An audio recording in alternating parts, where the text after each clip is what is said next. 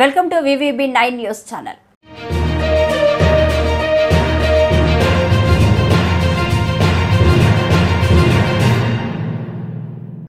భయానకంగా ముచ్చింతల నుండి కాగరాయి వెల్డ్ రోడ్డు అధ్వానంగా R&B రోడ్లు, విద్యుత్ శాఖ నిర్లక్ష్యం వల్ల వంగిపోయిన కరెంటు స్తంభాలు, ఎప్పుడు ఏం జరుగుతుందోనని ప్రాణాలు గుప్పెట్లో పెట్టుకుని ప్రయాణాలు చేస్తున్న బాటసారులు.